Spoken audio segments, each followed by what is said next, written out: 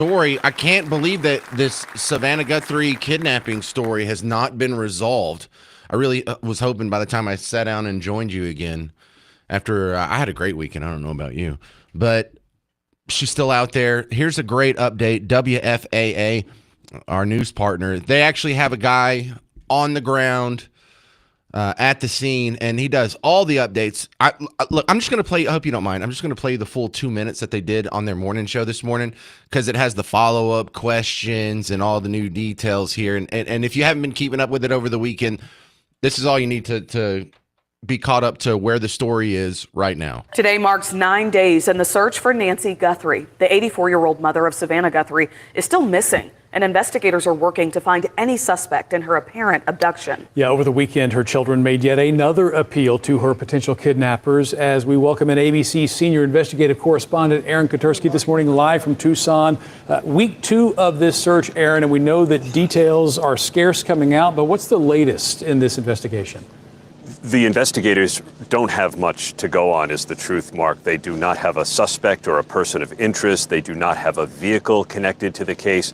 They did return here to Nancy Guthrie's home over the weekend. They were on the roof examining cameras. They towed a car. They were going door to door, interviewing neighbors, looking for additional home security footage. But because it's so dark, on purpose to accommodate the observatories in the mountains, they don't hold out much hope that home security cameras caught anything useful in that crucial 45-minute window from last Sunday when it's believed Nancy Guthrie was taken against her will. They noticed the doorbell camera that was disconnected. They know a camera captured an intruder inside, although wasn't set up to record an image of it. They know that Nancy Guthrie's pacemaker was disconnected from her phone, which was left behind. And as this investigation enters a second week, there are real concerns, grave concerns about her health and her well-being because she does rely on daily medication. You know, Aaron, we got another message from the Guthrie family just pleading for her safe return. And it also comes with word of more ransom notes. What are you hearing about those? So the FBI and the Pima County Sheriff's Department have been studying all of the notes that were received by local television stations here in Tucson, but they have not been able to validate their authenticity. But clearly the Guthrie family is grasping at anything to bring their mother home, and will do whatever it takes, they say. Hoping for a good end to this story. Aaron Kotursky, thank you for joining us live from Tucson. All right, I'm starting to think there's not going to be a good end. The window for a positive ending, is it already closed? I mean, how long can this woman survive without her daily medication, without her pacemaker tethered Bluetooth to her phone? So my heart is just sunk whenever I hear this story. You know, you ever think how nice it must be to be a sociopath? To be able to see like the suffering of your fellow human being and just be like, yeah, doesn't affect me. What was I concerned about? But this whole story is just brutal. I have some questions though. Like, what's the motive? Is this really just for money? If so, why Savannah Guthrie and not other people who have more money, who are probably more susceptible? If it's just about money, why would you go pick someone who is on TV so the story will blow up and there'll be all kinds of interest and everybody will know the story and everybody will know the name? Doesn't that make it a lot harder? So some people are bringing up these questions. I don't have answers for them. I hope this isn't anything political because I hate the fact that we're bringing politics or who these people are or any sort of political angle on this while there's still a woman missing, an 84-year-old grandma that's missing right now. But what if the political conversation could provide a motive? Well, then kind of on the table then, isn't it? Because the claim here is Savannah Guthrie's husband is a Clinton operative. And by operative, I mean he joined his campaign for president in 92 after Clinton won. He had some position somewhere in the Clinton-Gore White House for all 8 years. And then afterwards, he went into business with him being a scrubber. PR consultant or whatever they call it. And so there's also mentions that suggesting Epstein contacts here. Now I just hit my forehead because like this, there's a poor 84-year-old lady. Can we just find her and let us know her status before we get into the rest of this? But for some people, anytime you mention the Clintons, their red flag goes up and it always makes them wonder. But here, I don't have time here. Coming up next, I'll give you the rundown from an online one of these independent journalists that is doing the digging here. And what do you think the motive is? Is there a political motive? I can't rule it out. I'm not saying it's the probable, but I am saying it's possible when you look into this guy's background. It makes more sense than, hey, let's go kidnap somebody who's the mother of a famous person so the whole world will know and be looking for her. That doesn't make sense. That's really dumb. Granted, a lot of criminals are really dumb. It could really just be that's the case. But we'll go through the other side, the conspiracy theory on this, and see which one makes more sense. 800-288-9227. 800-288-9227. I'm James Parker on News Talk 820, 93.3 FM, WBAP.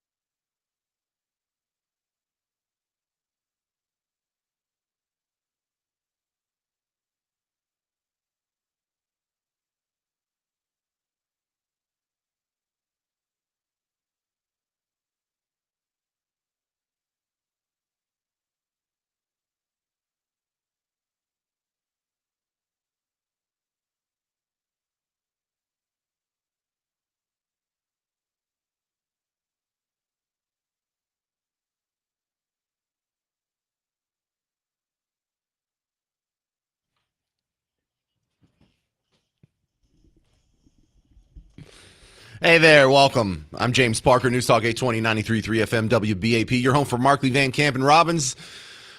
Three handsome fellas that are coming up in about 2 hours. Well, our top story, sadly, is Savannah Guthrie's mom still missing. Really hope by the time I got back from the weekend, I could tell you the result of this. Because now the painful part is the limbo. You understand how painful that part is, not knowing? Because, look, if the mom's already dead, then this is just extra suffering, and then there's going to be the death announcement. You have to go through that whole phase of grieving. So this is just extra suffering for nothing if she's already dead. If she's alive, whoa, now it's just extra suffering, and at least she'll be okay at the end of this, but it's for nothing if she's alive. Now you're worried she's fine. Like if she's... So it's just a lose. Try not to internalize this. Like, what if this happened to me? I would just hate to be hanging in limbo like this. And the longer it goes, you think the likelihood of the mom being okay just diminishes by the minute. And then there's all kinds of little side stories on this. Like, who are these evil demons that are floating fake ransom notes? Who are these monsters? Hey, look, there's a suffering person. Let's see if we can exploit it for money. Man, you forget you share the world. You share oxygen with these people. And then I don't like this other sort of side discussion that's happening where there's a bunch of people online saying, well, what about all these other missing persons cases that aren't getting as much attention? How come Savannah Guthrie gets more attention just because we know her name, just because she's famous? There's missing children out there and you're not getting into the news. Sorry, we don't have the bandwidth to be concerned about every missing persons case equally. But the pushback on that is maybe we're the problem. I'll tell you why these other missing persons cases just don't get attention. Because I can admit I wouldn't stop. I wouldn't give it as much attention if it wasn't Savannah Guthrie, if it wasn't someone's name I already knew, if it wasn't someone who already had a national profile. Yeah. It's not necessarily morally correct or ethically correct, but famous people get more attention, and if you're not used to that, then we're just going to have to move on without you. But here's the conspiracy theories, and I kind of cringe to say the word because so many of these conspiracy theories that we've heard over the last few years have been correct, or at least somewhat correct. Like even the Pizzagate conspiracy theory. Okay, maybe there's not like a pizza parlor with a basement where they're eating children or whatever, but there does seem to be a pretty solid pile of evidence that there is an elite pedophile ring that does do untoward things toward children and goes unpunished. So in this one, I just pulled a random independent journalist out of the hat.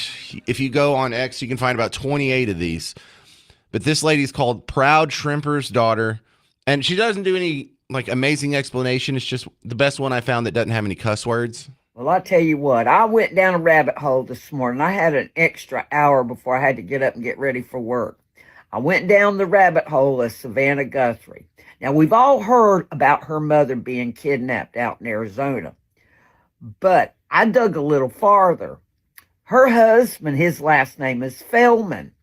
He worked for the Clintons the 8 years they were in office, okay? He started a company called Grover Park. Basically, what they were scrubbers. They would scrub the internet of anything bad that they did not want the public to find out. They would scrape the whole internet. So when you did a search, you couldn't find out anything about it. How much you want to bet? Because the Clintons are going in front of Congress that they struck out to this guy because he was their cleaner. We've all heard about the 50-some-odd people that have had questionable deaths behind the Clintons. We've all heard about them. Not one person in this country has not heard about them. So how much you want to bet they want to keep this guy silent to get his mother-in-law back? So tonight I'll end up having to do some more research, but right now I don't have time. But if you have time today, please go down that rabbit hole because you are going to find out so much information it's going to go boom in your head. You go, oh, hell, she might be on to something. That is Proud Shrimper's daughter. And how come you're hearing about this, extra possible motive, possible connection to the kidnapping? Why are you hearing about this from some 70-year-old retired lady with dental issues and not from the investigative newsrooms from ABC, NBC, CBS, CNN, MSNBC, or even Fox News? So what do you think is the motive? Do you think we're going to find her? Is this connected to the Clintons? 800-288-9227. This is Mike in Wills Point. You're on WBAP. Yes, sir. Good morning, sir. Morning. My question is, I have this whole thing is kind of shady because you mentioned the pacemaker. Okay, I've got one myself, and I have a monitor beside my bed that is read by my cardiologist 24/7. There is a specific crew, so to speak, that reads these information, and if anything goes wrong with this thing or me, they know it before I do. And to have it turned off, you have to go through some pretty good hoops with the doctors and the cardiologist to have it even turned off. Okay, so, Mike, hang on. You're kind of an important guy to call in right now. So what happens if you leave your home?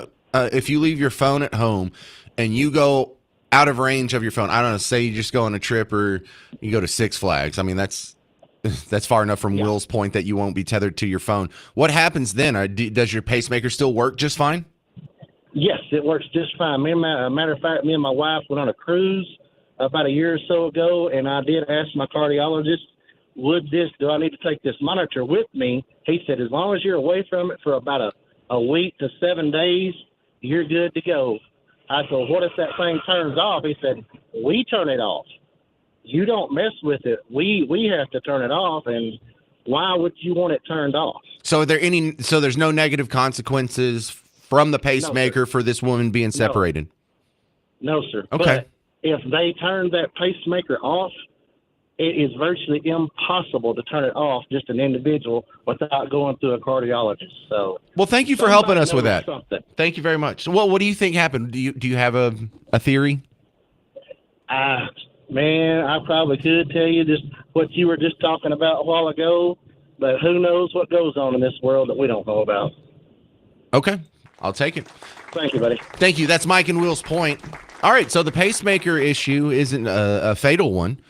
800-288-9227. What do you think the motive is? Is this connected to something political? I mean, I hate to have this discussion here, but if she's still missing and we can establish a motive, it might point us to who took her, and that's where the discussion is now. 800-288-9227. More on Savannah Guthrie's missing mom coming up. News Talk 820, 93.3 FM, WBAP.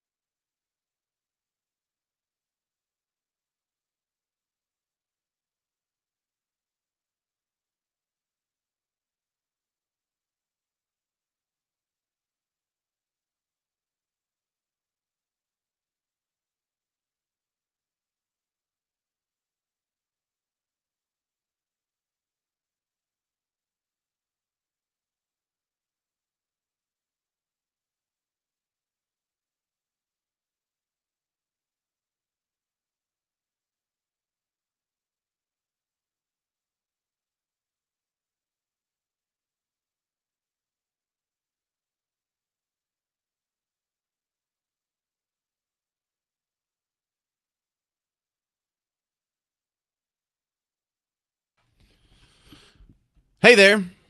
Welcome to the James Show, News Talk 820, 93.3 FM, WBAP. I am your host, James Parker.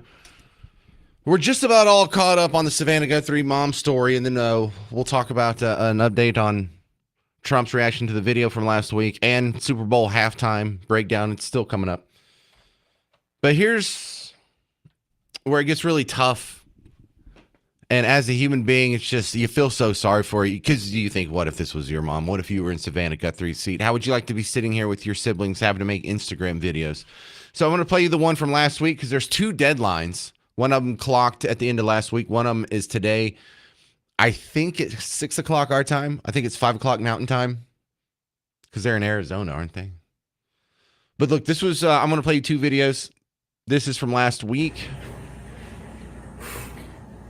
On behalf of our family, we want to thank all of you for the prayers for our beloved mom, Nancy. We feel them. Whoops. And we continue to believe that she feels them too. Our mom is a kind, faithful, loyal, fiercely loving woman of goodness and light. She's funny, spunky, and clever. She has grandchildren that adore her and crowd around her and cover her with kisses. She loves fun and adventure. She is a devoted friend.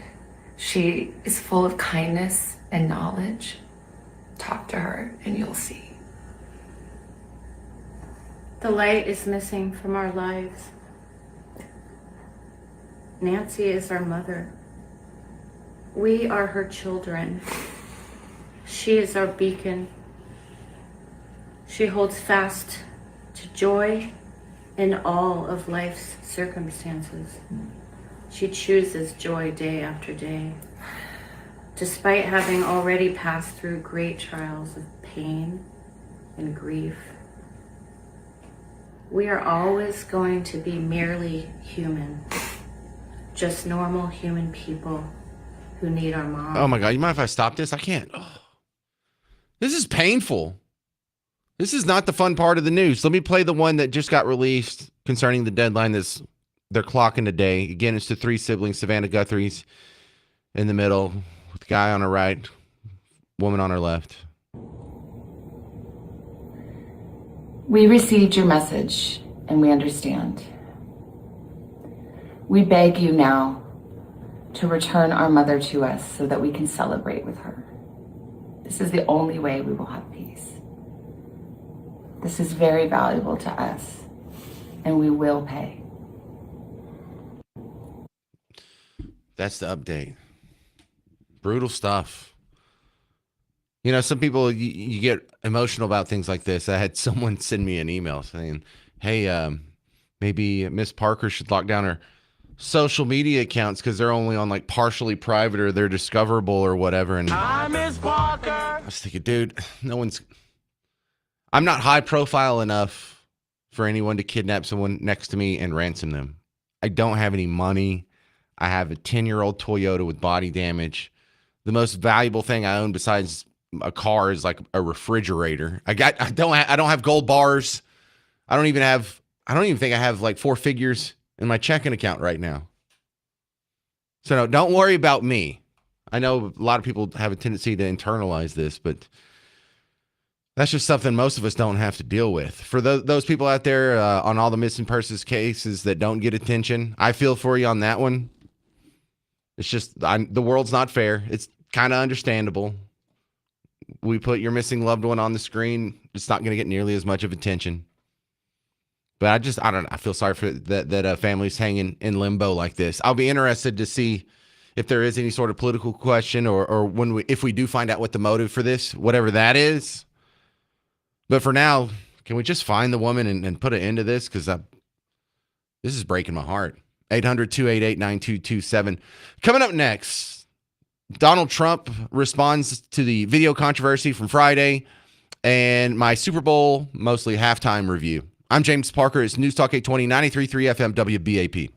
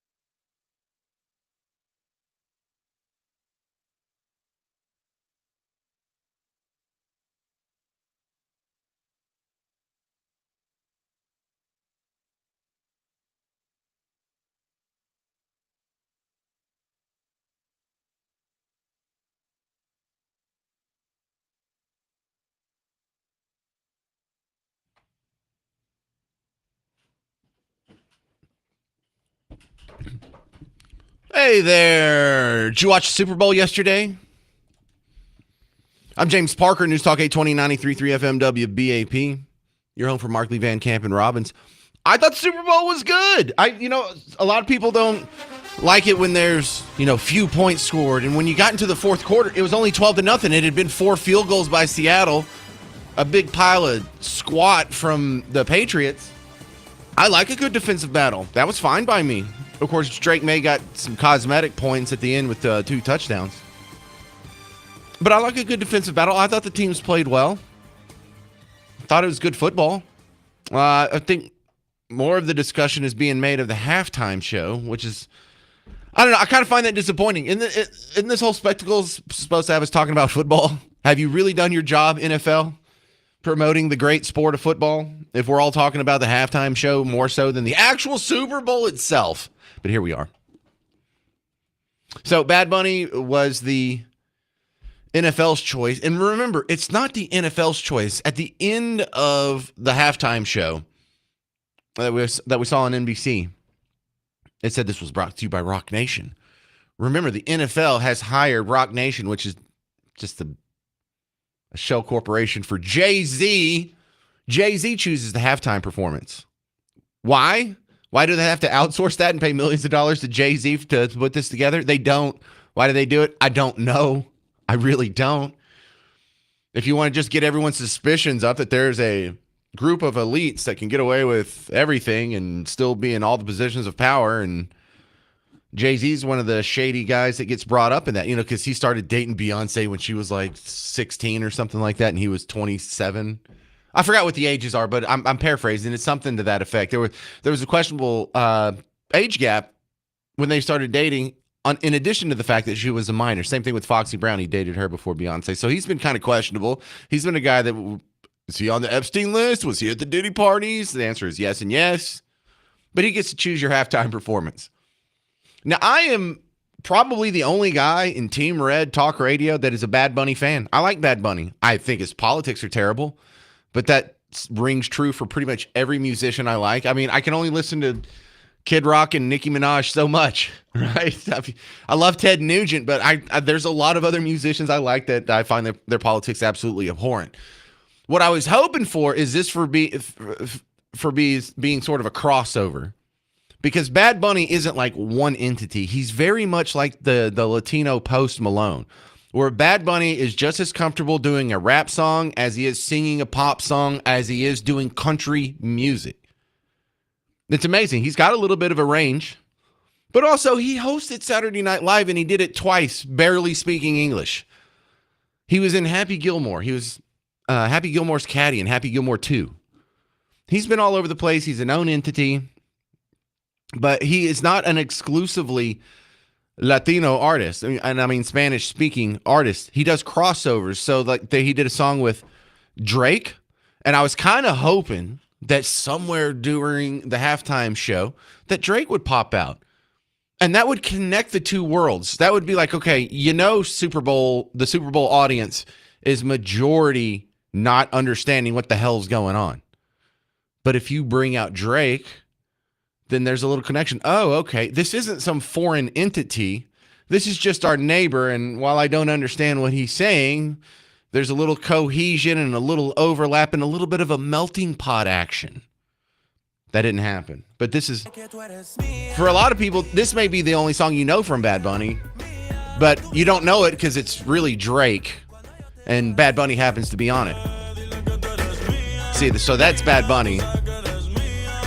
Then, so there was another song that I thought maybe could tether it together, because he did a song with a group from Texas called Grupo Frontera. It means border group. It's not a political thing. Just I think they're from Fredericksburg, Texas. They're one of us. They just happen to sing in Spanish, and it's country music. They're wearing boots. They're wearing cowboy hats. They're playing a big old fat acoustic guitar. It has the same sort of storylines. Oh, my girlfriend broke up with me, and I'm so sad, and I can't stop looking at her pictures on my phone. That's every song that Grupo Frontera does. But Bad Bunny comes out, and remember, he's usually like a rapper or a pop star, some cross-dressing weirdo. But he can fit in well with the sort of rural country cowboy crew as well, and he didn't do that.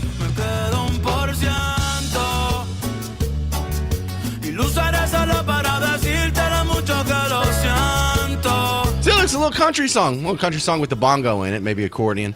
But he was just saying, like, I've got 1%, meaning in his phone, but he's going to use the whole thing to tell you how sorry he is. It's a sweet little country song. Nope, didn't happen. It would have meant something to see Bad Bunny standing next to people playing acoustic guitars in a style of music that is adjacent to country music with guys wearing cowboy hats. They dress like they just walked out of Cavender's.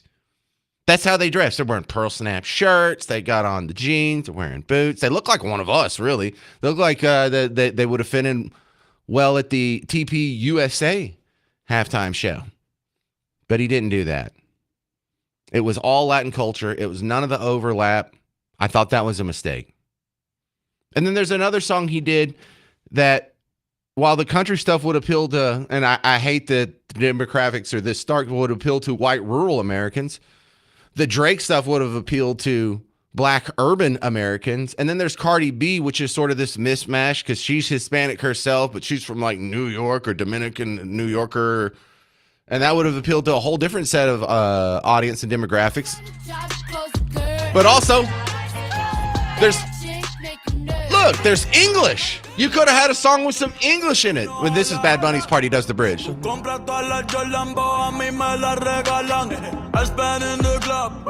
So if I have any criticism for it, it's that he had a chance to reach out. He had a chance to overlap. He had a chance to sort of make bridges here and say, hey, all you people that can't understand what I'm saying on some of these songs, look, here's actually a song that there's part English in it. So I'm not some disparate other. I'm just your neighbor. In fact, he's a fellow American. He's a Puerto Rican. He's in a unique position to bridge the gap. This is what I said about Obama with the Trayvon Martin situation. That was such a sad, sad moment in American race relations history when Barack Obama came out and he said, if I had a son, he'd look like Trayvon. Because Barack Obama could have been that bridge, just like Bad Bunny could have been the bridge yesterday. Because Barack Obama's in the unique position that only a handful of us are in, to where he could have had a son that looked like Trayvon. He could have had a son that looked more like George Zimmerman, depending on who he decided to procreate with. So that's my disappointment. I think I'm one of the few people that watch both halftime shows. Because when you go on the internet, I can't believe we've politicized everything now. But the halftime show, people's take on it depends on whether or not you're on Team Red or Team Blue. And if you're on Team Blue, Bad Bunny was awesome and TP USA was cringe. And if you're on Team Red, the TP USA one was awesome and Bad Bunny one was cringe. I'll cover the TP USA halftime show coming up next. Your thoughts? Did you watch both? What'd you like better? Did you like the Bad Bunny? Did you like the TP USA? Your opinions welcome next. 800-288-9227. I'm James Parker on News Talk 820, 93.3 FM WBAP.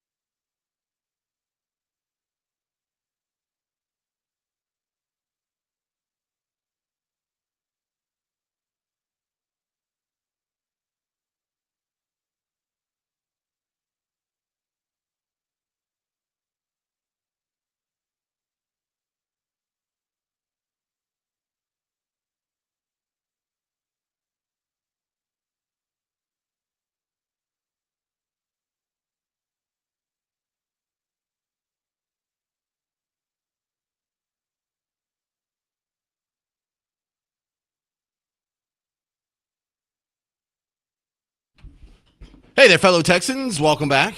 I'm James Parker on News Talk 820, 93.3 FM, WBAP. Did you watch the Super Bowl last night? Did you watch the halftime show last night? Which halftime show did you watch? We're so divided in America, we can't even share a Super Bowl halftime show anymore, can we? I'm maybe the only guy that you're going to hear on this station today that says he's a fan of Bad Bunny. I am. I continue to be. I wasn't wildly offended by his the Latino antics. Because if you could understand what he was saying, he's like, oh, I'm so proud to be a Latino. And there's this standard discussion that we like to have on this show. It's like, wow, well, what if I said that about being a white fella? Would that get universal praise or condemnation? But I also was making, I watched it and I was pointing out a few ways where he definitely could have been a more connective tissue than divisive tissue. And he chose divisive and whatever. It's political. We knew it was going to happen. I knew it was politics. I have no problem separating the art and the artist. But I was kind of disappointed even as a fan. Now, I did watch both halftimes. The TP USA, it was pretty cool. Brantley Gilbert was good. Kid Rock was good. The girl in the middle, who was that? I forgot her name. The one that used to have the big butt, and then she had... No, not Cardi B. She wasn't at TP USA. No, it's the one that used to have a dump truck, and then she got on Ozempic, and Lainey Wilson. That's her name. Sorry, Why aren't you more help with that, Garrett? Aren't you supposed to be keeping up with beautiful young ladies like that? She's like your age. Yeah, okay. Fair enough. So, am I way off base here? 800-288-9227. I'm going to break down the TP USA halftime show because, it was good. But the end was great, and I'll play you that. It's just going to take a few minutes. Let me run through some calls here. Ron in Garland, you're next up on WBAP. What'd you think about the Super Bowl, Ron? The Super Bowl, yeah, I like it. It was a good game. Turned out like I thought it would. Just real quick, I didn't watch the halftime. I wasn't about to watch this guy get up there. All this is about, man, is just a slap in the face to Americans. That's all it is. It comes from Roger Goodell. It comes from that Jay-Z. They're the ones that set it up. It's everything, just like years ago when they had the whole Black Lives Matter thing, the kneeling and all that. Same thing. What does this have to do with football? You tell me. So these people are just either going along with the crowd or they genuinely think that they're fighting Nazis. They genuinely think America is this racist, hateful, misogynistic, evil place that oppresses people with its evil, exploitative capitalism and grinds workers underfoot and whatnot. So they think that they're being brave. They think that they're being noble. They think they're speaking truth to power, Ron. But what they're really doing is slandering the greatest and freest country the world has ever known, the most prosperous country the world has ever known, the country that has the greatest rights afforded to the common citizen that any form of governance has ever accomplished in human history. That's what they're doing. Yeah. Yeah. Yeah, what you said was right on point. It's good versus evil nowadays. That's all it is. Everything that happens nowadays is good versus evil. Well, let me tell you what I don't like about that, Ron. Everyone that's against this isn't evil. Half of them, more than half of them, are just going along because they've never heard our positions from anyone on our side of the aisle. This is all they've heard, especially if you live in a big city. This is all you've heard from all your teachers growing up, from all the TV shows that you watch. I mean, look at how biased Netflix is with their gender changing, and they've got a trans person in every show, and they've got a gay person in every show, But if this is all you've heard from your favorite celebrities, from your favorite musicians and your favorite songs and your favorite movies, from your teachers to your professors to the people on MSNBC and CNN and ABC, CBS, NBC, it's quite understandable how they get it this wrong. Didn't you tell me you was from, or not me, but everybody, from Bug Tussle or wherever? Yes, sir. Okay. From Bug Tussle, you come from common sense, right? I mean, I like to think so. Yeah. Okay. So you know what's good and what is bad. And so if people can't figure that out, then we do have a problem. And that's what's going on. I mean, they're programmed a certain way. I don't try to get into politics or anything like that. It's just, it'll wire me up pretty good. But, that's what it comes down to. They force everything down your throat.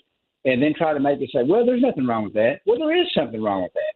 That's why this country is screwed up the way it is, because there is something wrong with that. Well, Ron, I think one thing that would help us all sort of digest what we see is to realize that for us, Jesus, Christianity, that's our religion.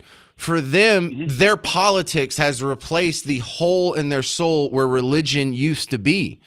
And so when they get together, because like this other story that I wasn't really planning on talking about this today, but there was a bunch of protesters in a Target again this weekend. And the part that's crazy about that is if you get together on a Sunday and you're singing hymnals with all your people on Sunday morning, and you get together precisely because you're like-minded. Was this it? Is nothing? No, that wasn't it. But I had these goobers singing in Target, and it really does sound like a hymnal. It really does sound like they're in a church service, and it's. Oh, here it is. Here it is. Yeah, I found it. Listen to these people. Does this not sound like a hymn? My dear ones, here comes.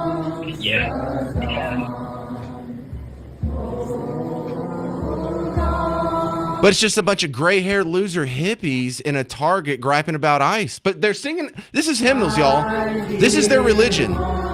And so I'm going to play. And thank you very much for your call. You're bringing up some great points, Ron. I appreciate it. That's Ron and Garland. But I'm going to play you at the end of the TPUSA halftime coming up in the next segment. They're in. It got kind of religious. Well, you shouldn't feel cringe about that. Because if politics is their religion, then half of their halftime show of all time are religious. This is why they don't want 10 commandments in the classroom. Your religion is going to supplant theirs. Their religion is having sex talks with 8-year-olds behind the parents' backs through dirty books in the library. Your religion is Jesus. These two things are not compatible. This is James in Puerto Rico. James, are you really calling from Puerto Rico? Yes, sir. Well, that's cool. Well, my wife is Puerto Rican. I actually work down here. I won't say who I work for, but I deal with veterans down here all the time. And one thing I want to point out is there's a lot of good people down here. That's a definite for sure. However, Bad Bunny's not a representative of the people, the Puerto Rican people. What a lot of people here stateside don't understand is he is for independence of Puerto Rico, and he's hid a lot of things and made people. He's a leftist agenda seeker, and that's the only purpose why everybody pushed him so hard. We're for statehood down here, and a lot of people don't like that because they think that this is an island of garbage. But there's we've got our fair share of issues down here. I never knew much about Puerto Rico either until I met my wife about 13 years ago, and I've had to live with buckets, take a shower out of a bucket, not having power, and deal with that. And I can understand why people have a bad persona about the island, but they're U.S. citizens like everybody else. And the sad part about it is, we've been fighting for statehood for so many years, and our veterans down here who have served, well over 200,000 live on the island, have served in almost every war nationwide from World War II. I believe we even had one in 1898, Spanish-American War, and World War I and II, and in Korea, the Bunkers, 65th Infantry, Vietnam, the Gulf War. These guys are good. They wouldn't give that patriotism up for anything. And if this island ever turned into its own country, it would fall through a sewer line in a minute, because the government here makes our government look like angels when it comes to spending. That's the biggest problem. And because it's an autonomous style government from the United States, so to speak, that's why there's not as much responsibility. Real quick, James, I'm running out of time. So what'd you think about the halftime show? To be honest with you, I've caught scenes of it, and the only thing American about it that I seen was the Ford pickup. That's the only thing American I got out of it. All right. Well, good take. I've done some reaction of it looking at it this morning when I got up. Well, I think it's really cool you're listening from. I think it's really cool you're listening from Puerto Rico, James. I appreciate you calling. For 14 years as a truck driver too. Oh wow! Well, round of applause for James in Puerto Rico. Coming up next, I'm going to play the last 3 minutes of the TPUSA halftime show. It's the part that I thought the rest of it was good. I thought the end was great. You'll hear it next on the James Show. News Talk 820, 93.3 FM, WBAP.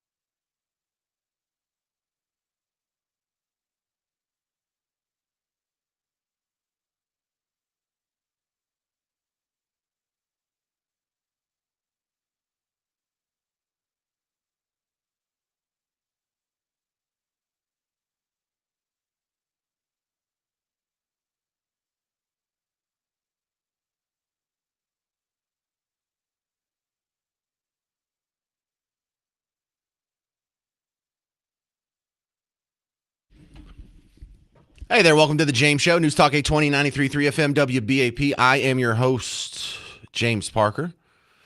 We're just going over the halftime shows from last night. TPUSA, Turning Point, the Charlie Kirk organization, had their alternative halftime show.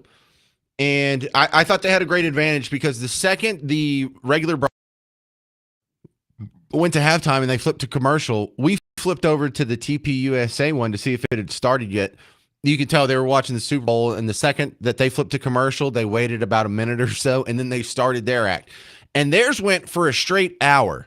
So if you were watching that and you went back to Bad Bunny and watched the actual Super Bowl halftime show, as soon as Bad Bunny was over, you could flip back and watch the end of the TPUSA, which I did, and then I went back and watched the middle parts later. But the part at the very end was I mean, this is super emotional, but I think we forget that Kid Rock's actually talented. He looks like the trailer trash that used to bum cigarettes from you when you were at the bar in college. He doesn't look like he's very erudite. He runs around in a wife beater tank top. I mean, he looks like if a vape pen was a person. But what you don't realize is this guy can play every instrument. He has mastery of every instrument. And that's one of the things he's known for when he does live shows. He'll play guitar and he'll rip off a face-melting solo, and then he'll go get on the bass and he'll be slapping that sucker around and blow your mind. Then he'll get on the drums and he'll rock the drums and do a drum solo. The guy runs around and plays everything. I think he plays piano too. But and then he'll get on the turntables. He'll get on the ones and twos and do some scratching for you. So he's an immensely talented guy. I forget that because I see him as so much of a political animal now and just really a cartoon, like in a fun way, not as an insult. But he's singing this other guy's song. It's a song by Cody Johnson. It's called Till You Can't. And the lyrics are something that if you don't have your guard up, dude, it'll put a tear in your eye. Look, the regular song is a little more upbeat than what Kid Rock did. He did a slowed down sort of acoustic version of it. But let me just read you the first verse. You can tell your old man you'll do some largemouth fishing another time. You just got too much on your plate to bait and cast a line. You can always put a rain check in his hand till you can't. You can keep putting off forever with that girl whose heart you hold, swearing that someday further down the road, you can always put a diamond on her hand till you can't. So it's talking about, all these missed opportunities and living life.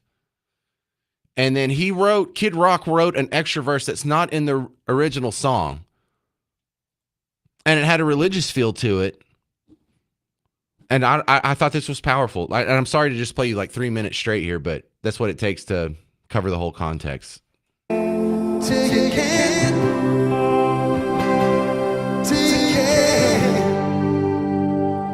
if you got a chance, take it while you got a chance. If you got a dream, chase it, 'cause a dream won't chase you back. If you're gonna love somebody, hold them as long and as strong and as close as you can. Take care, take care. You know how I woke one Sunday morning, all alone, with this song stuck in my head. And in that moment, something or someone spoke to me. They said there was still a verse that needed to be written for this song. And to get up and write it down.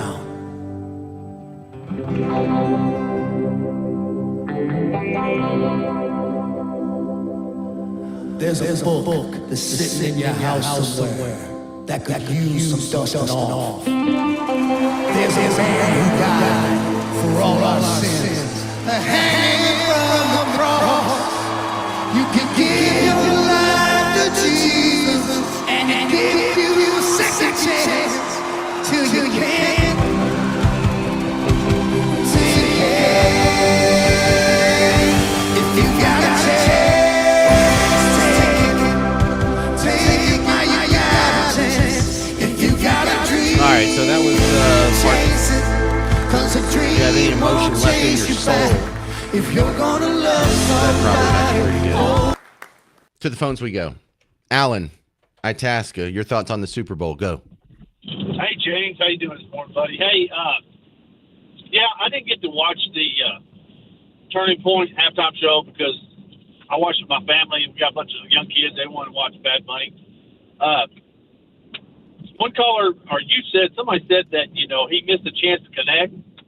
I think the NFL really separated a bunch of the root base for the NFL because we could participate in the halftime show because we couldn't understand it. So we watched that, and he did make one connection. He did have Lady Gaga play. So she was a part of his halftime show, so there was a little English thrown in right there. But I'm going to tell you right now, I'm glad that we didn't watch that Turning Point because we lost my father last August, and my whole family would have been bawling thanks to Kid Rock and his rendition of that song he just played. Yeah, I'm with you. I hear you because I was looking at my dad. I watched it with my dad yesterday, and he's not in really good health. He's in his 70s, and I just kind of threw a sentence out there that I regretted. I was like, what if this is our last Super Bowl? Exactly. So, but yeah, the NFL missed a real good chance to connect with their base after all the end zone messages and the back of the head messages that kind of put a little separation in the base of the football fandom. But now that they have Bad Bunny play, I mean, I was sitting there wishing I had subtitles just to figure out what he was singing about. Yeah. Well, look, Alan, there's a lot of emotion that's just tied up into everything these days. And football used to be like the separation from it. Football used to be the thing where it didn't matter if you're white or black or Republican or Democrat. You're all in the stands and you're all wearing a Cowboys jersey. And if Jay Novacek gets a touchdown, you're high-fiving the guy next to you, and you don't care what his politics are. You don't care what his race is or his background or whether or not he's an immigrant. You're just Cowboy fans, and it used to unite us. But then all of a sudden they started taking a knee. They started lecturing us about racism in the end zone. The Rams came out with their hands up, don't shoot shirts on, and that didn't even happen. And so, yeah, it's kind of been ruined. And here's something that we all might want to think about. I have some close friends. Thank you, Alan. I have some close friends who love football growing up. They're Texans, and they have dropped the NFL. And you know what they tell me? They don't miss it. It was a very important part of their life, and they'll always treasure that, and it'll always be good memories. But, you drop it and you go do something else on Sundays, you find out it really wasn't that important after all. You don't need the NFL.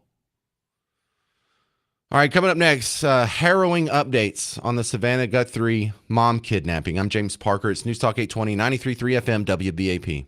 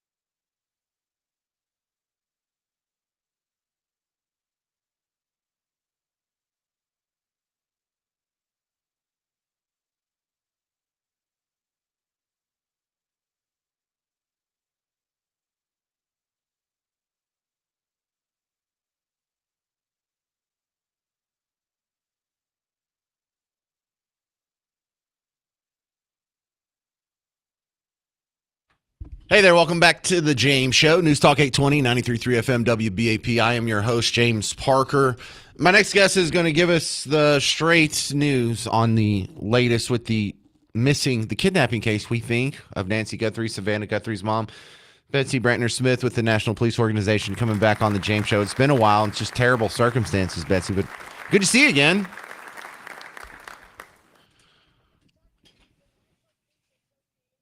Oh, what did I say? Organization? Yeah, okay. Sorry, I said that wrong. Well, look, be straight with me. I have a feeling the odds that we get Savannah Guthrie's mom back alive aren't looking too good.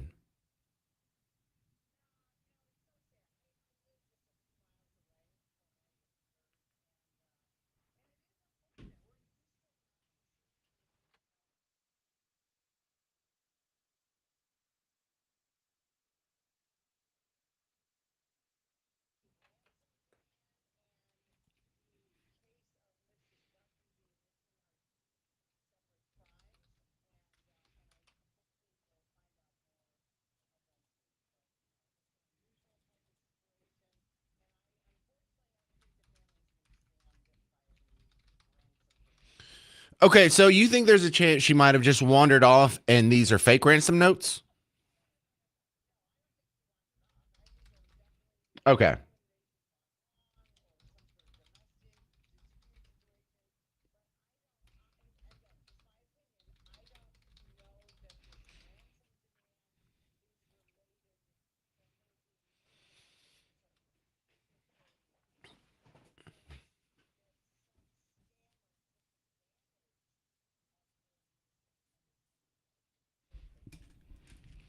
So what do you think the likelihood is that she was kidnapped is less than 50-50?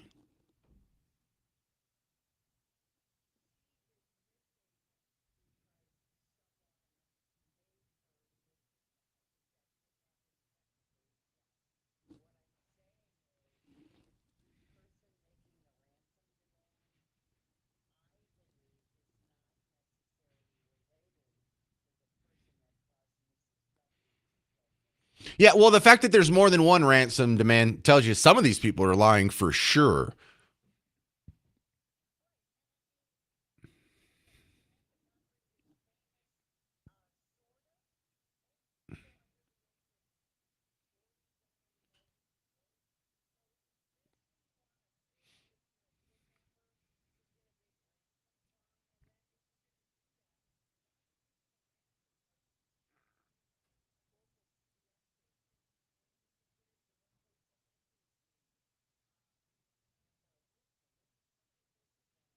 Right, I agree with that. So, Sergeant Betsy Brantner Smith, National Police Association, talking about the kidnapping or maybe kidnapping of Savannah Guthrie's mom, Nancy Guthrie. Now, I just don't understand how the ransom process is supposed to work. You've spent a lot of years in law enforcement.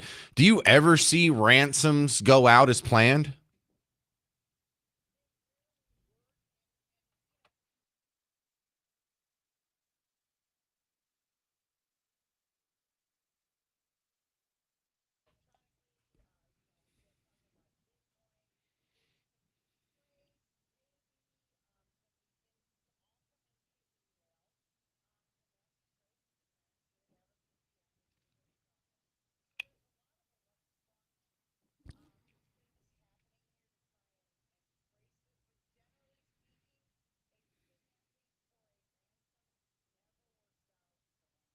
I know. I saw the documentary Fargo, and that didn't look like it was too smooth of a process. I'm joking. I know it's not a documentary. So, Sergeant Betsy Brantner Smith, when you see the Instagram videos, police have been lied to so much that you guys are really good at sniffing out a lie. Does all of that seem genuine? Because for me, it looked genuine from Savannah Guthrie's Instagram videos.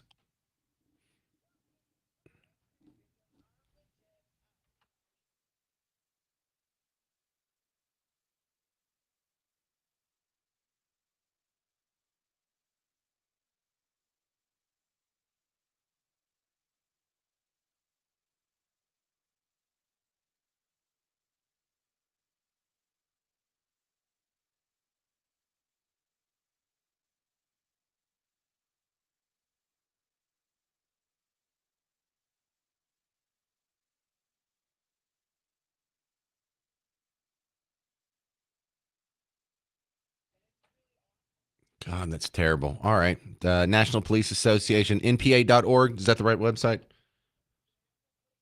Nationalpolice.org. Thank you very much. Sergeant Betsy Brantner Smith. Let's have you back on more often. It's been too long. Thank you. All right, coming up next, Donald Trump responds to the very short-lived scandal about the perceived racist video that was shared last week. And I think you'll like what he has to say. You'll hear it next. News Talk 820, 93.3 FM, WBAP.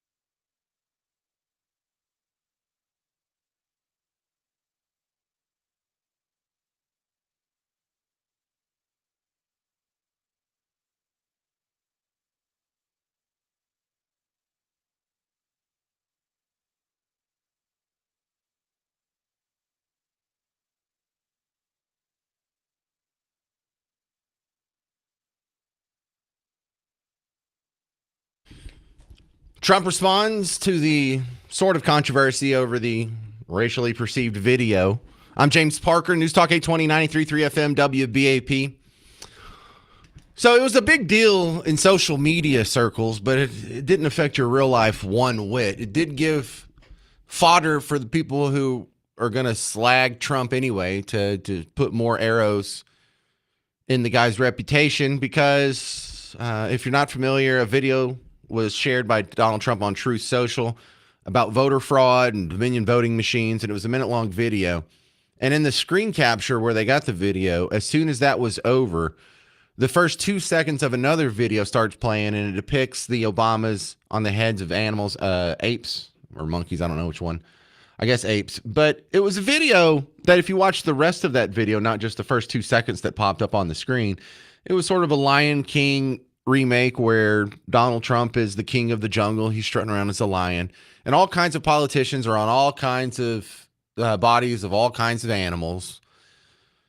And so people thought that, whoa, we have something we can seize upon here. See, clearly Donald Trump's racist. He shared this video. No, he wasn't sharing that video. He was sharing another video, and that kind of got dragged along with it. It was sloppy. I find the association of the Obamas or any other black Americans or black people, period, as monkeys completely reprehensible. I acknowledge that there's a very ugly history that is tied to Democrats classically dehumanizing black Americans in such ways. It's not really endemic to the Republican side of the aisle, but I thought that warranted a mention. So it's amazing. Every time there's the accusation made, Donald Trump's a racist, it's easy to just go up to the guy and say, hey, Donald Trump, are you a racist? And see what he says. And it's not that it's never happened. They just don't like to play that part because the answer is no. Never does Donald Trump, just like you're always accused of being racist. Half the country's accused of being racist. Do you ever see the poll where Gallup or Pew or Rasmussen or somebody just does a poll of self-identified racists? How many people are racist in this country? How come you never hear that poll? But anyway, to his response, he was asked on Air Force One about the video. This came up with some follow-up questions. You know, they spent a lot of time on it. But I just want you to hear this very end, the very last question. This should be the end of it. President, at the very least, do you condemn the racist parts of the video? Of course I do. Yeah. At the very end, do you condemn the racist parts of the video? He says, of course I do. Yeah. So there's the goalpost moving that we've all seen. When the video first came out and dropped, it was on the internet for hours before they deleted the post on Truth Social. And immediately the messaging out there was, it's not an accident. I know it looks like it was just a sloppy screen capture from a second video, but clearly he did it on purpose, and you know he did it on purpose, and you know he's not embarrassed about it, and you know he doesn't think it's wrong because he hasn't taken it down. And so then he took it down, and you turn around and you go, oh, okay, so do you take all that stuff back now that he did take it down? Is that proof that he didn't intend for that part of the video to be on there, and he doesn't approve of the messaging, and he doesn't approve of the content of that video, and he's not a racist? No, he's still a racist. There's no evidence you can give these people to come to the rational decision here. It doesn't matter how many times David Duke, racism, the accusation remains. There's a fantastic montage put together. I can't remember if this was Grabian or Newsbusters, but years ago, I'm talking like this montage is from right after Charlottesville. So you're going to hear him talk about Charlottesville. You're going to hear him talking about David Duke and whatnot. But I got a couple montages here to play. And they're both just Trump over and over and over condemning racism, and the media not buying it. Just not even, there's no uptake whatsoever. He never said to white nationalists explicitly, and if he did, I can't remember it off the top of my head, but I don't think he did, he never said, I don't want your support. Don't vote for me. I don't think he did. I was there every day. How do you feel about the recent endorsement from David Duke? I didn't even know he endorsed me. David Duke endorsed me? Okay. All right. I disavow, okay? I totally disavow the Ku Klux Klan. I totally disavow David Duke. I've been doing it now for 2 weeks. You're probably about the 18th person that's asked me the question. David Duke is a bad person who I disavowed on numerous occasions over the years. What he didn't do is say that he was not going to accept the support of any of these fringe groups. I've rejected David Duke. I've rejected the KKK, the Ku Klux Klan. From the time I'm 5 years old, I rejected them. Donald Trump refusing to condemn former Ku Klux Klan Grand Wizard David Duke. What do you see as the biggest problem with the Reform Party right now? Well, you've got David Duke just joined, a bigot, a racist, a problem. I mean, this is not exactly the people you want in your party. If he said on Friday, I disavow, why ask him again on Saturday? Why not disavow David Duke, disavow the KKK? What's going on? I'm saying to myself, how many times do I have to continue to disavow people? And the question was asked about David Duke and various groups. When I put out that I reject the KKK and David Duke, nobody picks it up. You know why they don't? Because they don't want to pick it up. I disavowed him on Friday. I disavowed him right after that because I thought if there was any question, and you take a look at Twitter, almost immediately after on Twitter and Facebook, they were disavowed again. I disavowed him every time I speak to somebody virtually, and, they just keep it going. They keep it going. I don't like any group of hate. Hate groups are not for me. But I've said this before.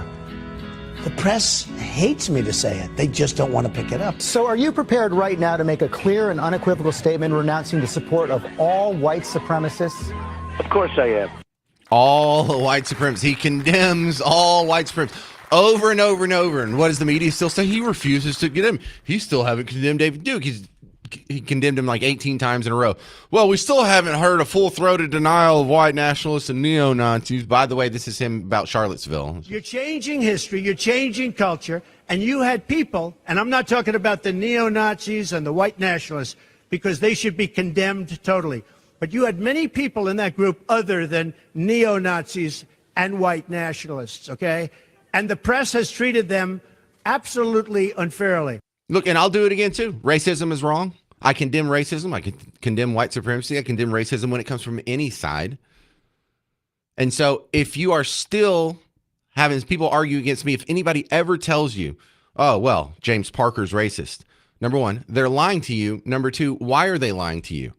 Because something I've said, some facts I've proven does not fit their worldview. And there are no inconsistencies. There's just something wrong with your worldview. There's something wrong with the accusation. And you have to go through this too. False claims of racism. It's exhausting, isn't it? I think we're about done with that. Thank you very much for hanging out. Markley, Van Camp, and Robbins is coming up next. I'll be back on at 2 o'clock. I'm James Parker. It's News Talk 820, 93.3 FM, WBAP.